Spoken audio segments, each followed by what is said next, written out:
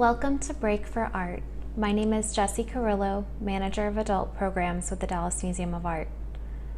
Today we are going to spend some time looking closely at a rock crystal ewer made during the rule of the Fatimid Empire in Egypt between the late 10th and early 11th centuries. Take a moment to make this video full screen so you can have an immersive experience with this work of art. We will begin by spending a full minute just looking. As you look, take note of the designs that you see on the ewer and its decorative mount. What recognizable forms do you notice? Imagine the weight of this object and what it would feel like to hold it in your hands. And finally, think about the context in which an object this ornate might have been used. Pause for as long as you need, and when you're ready, press play to learn more. We are looking at a ewer, or a vessel for holding a liquid. It's made from rock crystal, which is almost pure quartz. It's difficult to tell from a photograph, but the walls of this vessel are only a couple millimeters thick. Amazingly, this object began as a large, raw piece of quartz, likely from a mine in Madagascar. The quartz was shipped up the eastern coast of Africa and then carried by camel to the Nile, where it was shipped by boat to Cairo and ultimately purchased by a lapidary workshop there. While rock crystal ewers are extremely rare today, this is one of only 7 of this quality in the whole world. At the time it was made, there were far more numerous. Let's look closer at this object and talk about how it was made. First, the artist would have used a saw made of metal wire coated in a strong material like diamond dust to cut pieces of the raw quartz and create a rough shape for the vessel. Then they would have used a tubular metal drill powered by a bow to bore a hole down into the center of the vessel. Remember, they didn't have power tools in medieval Cairo, so all of this work was done by hand. After slowly grinding away the hollowed out vessel, the artist would begin on the exterior decorations by tracing and then carving the designs. After the decorations were complete, the ewer walls would be reduced to their final thickness and the whole vessel would be polished inside and out. This process took between 6 months and a year to complete.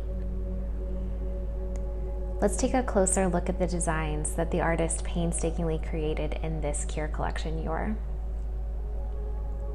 The 2 main decorative motifs here are the palmette and the cheetah. The palmette is a ubiquitous design in the history of Islamic art, and one that is common to all Magnificent 7 ewers. Notice how the serpentine stalks and the fanned out leaves of the palmette create this mesmerizing symmetrical arrangement on the front of the ewer. On each side of the ewer is a profile view of a cheetah, its features defined by incised marks and raised dots. The cheetah refers to the sport of hunting, a royal activity. Notice the chain that leads off to the left from the creature's neck. This is a domesticated cheetah, not a wild animal. Looking even closer at each motif gives us more insight into the incredible craftsmanship of this object. Maybe as you were looking for a full minute, you noticed that there are a lot of curved lines on this ewer. At the time, artisans would not have had a tool that could incise curved lines, so these complex arabesques would have been created by cutting small, straight lines at increasingly severe angles to give the appearance of a curve. And you can see those marks here in this close-up. The raised dots that adorn the cheetah's body work as a lens, which refracts the image of the cheetah on the opposite side of the ewer, creating the illusion of tiny cheetahs in each spot. This effect is only possible in a rock crystal vessel that is as flawlessly created and intact as this one. For example, when a ewer in Florence was shattered and then conserved, the dots in its ostrich design no longer reflected smaller ostriches. When you were looking closely at this object, did the enameled gold mount stand out to you? It may look like these two sections have always been together, but the mount was actually made by a French jeweler about 700 years after the Ewer. Notice how careful he was to integrate the same palmette forms and arabesques from the body of the Ewer into its mount. It's most evident in this view of the handle, flanked by similar undulating arabesque patterns. He also took care to design the handle around the existing section of rock crystal handle. This example of an Egyptian rock crystal object finding its way into a European context is pretty common.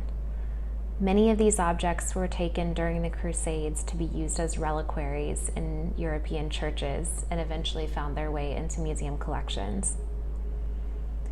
I hope you've enjoyed this closer look at the Keir Collection's incredible rock crystal Ewer.